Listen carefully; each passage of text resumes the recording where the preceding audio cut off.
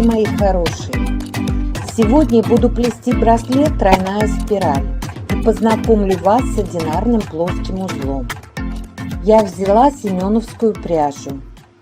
В мотке 100 грамм, 272 метра. Это остатки мотка. Из этих нитей я уже сплела пояс. Шикарный получился. Украсит любой самый скучный костюм или платье. Еще для браслета я взяла вот такие бусины.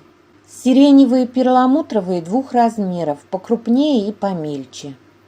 Белые квадратные, тоже перламутровые. И круглые граненые бусины двух размеров. Одна из граненых больших бусин станет пуговицей.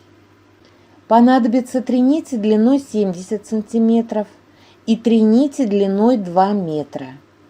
Начинаю плести браслет с петли для бусины пуговицы. Она будет сплетена двойными плоскими узлами. Беру нить 70 сантиметров длиной, ровно сложенную пополам. Измеряю окружность бусины. В этом месте делаю воздушную петлю. Одеваю на английскую булавку и затягиваю. Теперь беру 2 нити длиной 2 метра, ровно сложенные пополам. Прикладываю бусину и отмеряю 5 длин окружности бусины. 1, 2, 3, 4 и 5. Помним, что расход рабочей нити больше основы примерно в 5 раз. В этом месте делаю воздушную петлю на сложенных вместе 2 нитях. Одеваю на булавку и затягиваю. Начинаю плести петлю двойными плоскими узлами. В данном плетении только одна нить основы. Если сделать 2 нити, то петля будет толстовата для этой бусины. Повторим предыдущий урок по макраме. Делаю первый рабочий узел. Кладу правую рабочую нить поверх нити основы. Левую рабочую нить провожу над правой рабочей нитью. Завожу под нить основы и продеваю через петлю, образованную правой рабочей нитью. Второй рабочий узел. Кладу левую рабочую нить поверх нити основы. Правую рабочую нить провожу над левой рабочей нитью. Завожу под нить основы и продеваю через петлю, образованную левой рабочей нитью. Получился первый двойной плоский узел. И продолжаю, чередуя. Сначала правую рабочую нить поверх нити основы. Затем левую рабочую нить поверх нити основы. Проверяю, достаточно ли сплела длину петли. Думаю, достаточно. Убираю булавки, распускаю воздушные петли. Складываю пополам цепочку-петельку. Закрепляю английской булавкой. Беру длинную нить с одного конца плетения и вторую длинную нить с другого конца цепочки. Остальные нити помещаю в середину как основу и плету двойными плоскими узлами.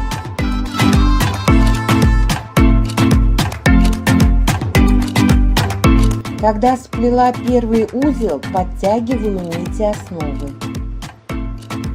И плету еще 2 двойных плоских узла.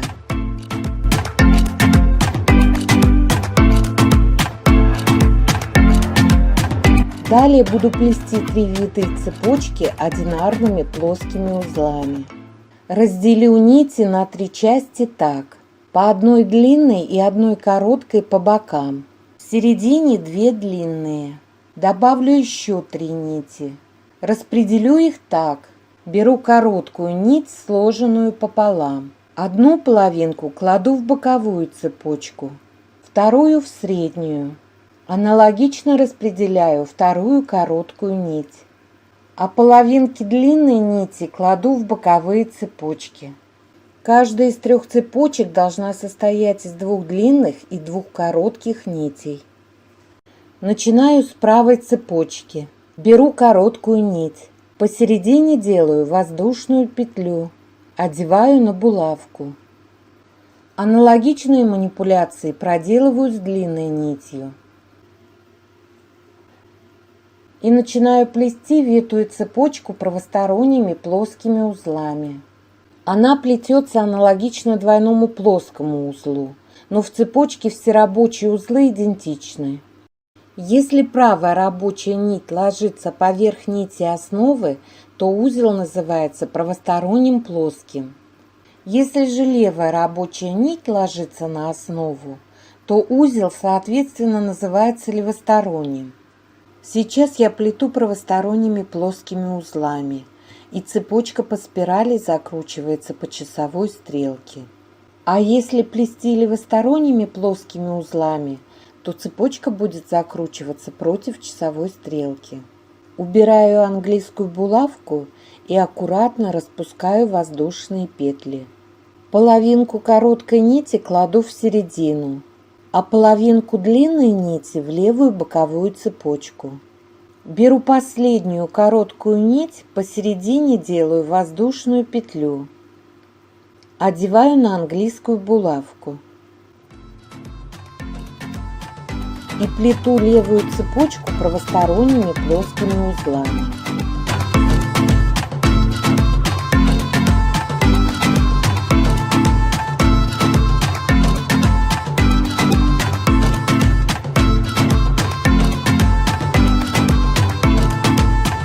Убираю английскую булавку, распускаю воздушную петлю и оставшуюся половинку короткой нити кладу в среднюю цепочку.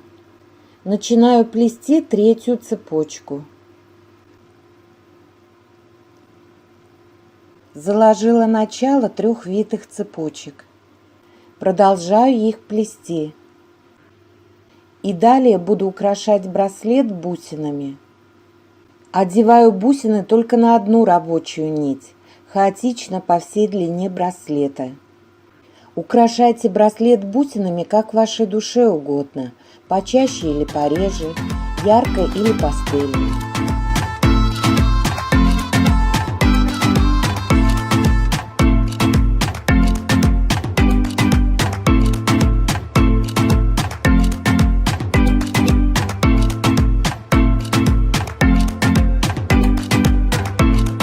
Сплела 3 витые цепочки, сделала все их разной длины. Сейчас буду собирать все цепочки вместе. Но я хочу в конце оставить только 2 хвостика, поэтому 4 нити придется срезать. 3 из них срежу с нити основы. И для того, чтобы отметить их, делаю на них узелки. Сильно не стягиваю.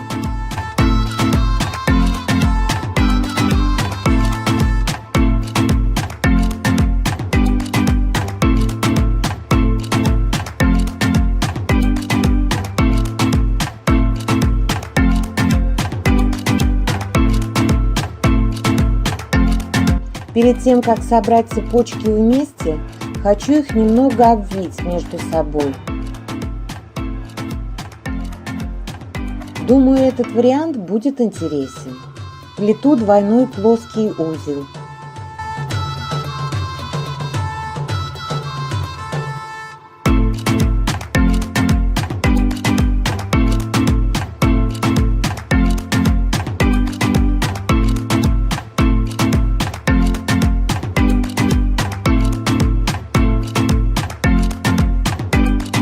Подтягиваю нити основы, каждую нить отдельно.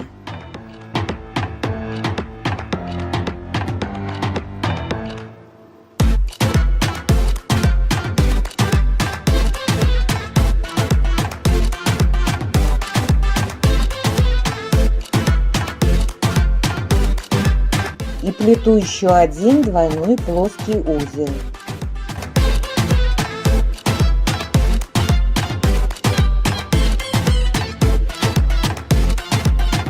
Развязываю нити основы и одну из 2 нитей обрезаю под корень. На второй нити узелок оставляю, эту нить срезать не буду.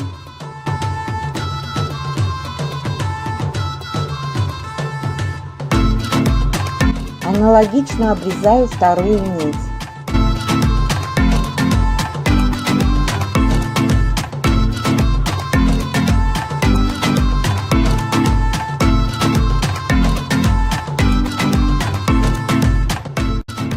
Теперь выбираю две самые длинные нити, которые без узелков, и одеваю на них бусину-пуговицу.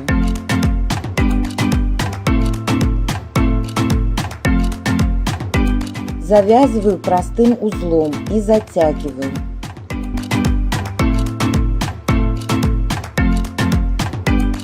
Плету еще 3 двойных плоских узла.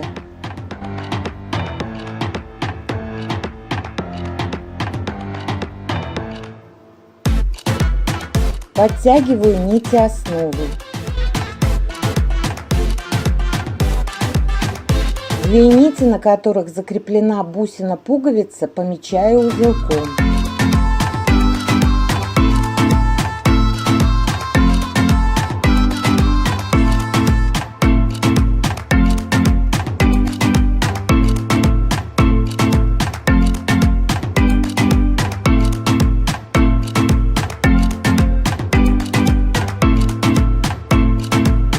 Развязываю узел из 2 нитей, которые не от бусины пуговицы, и обрезаю одну из них. Нити, на которых держится бусина пуговица, ни в коем случае нельзя срезать. И обрежу еще 4-ю нить, которая без узелков, лучше самую короткую. Развязываю все узлы.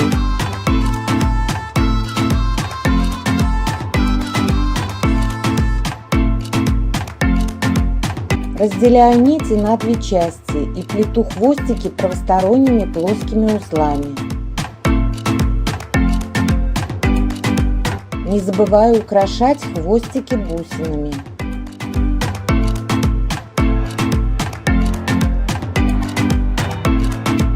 И в конце делаю 3 армянских узла.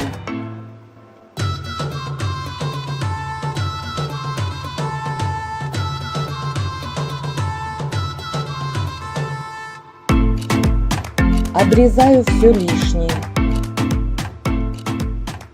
Получился очень нежный браслет. Цвета навевают воспоминания о весне, когда цветут черемуха и сирень. А вот еще один браслет с теми же бусинками, только нити сиреневые. Украшайте себя и своих близких. Ставьте лайк, подписывайтесь, кто еще не подписан. Нажимайте на колокольчик, чтобы ничего не пропустить. Успехов вам в творчестве и до новых встреч!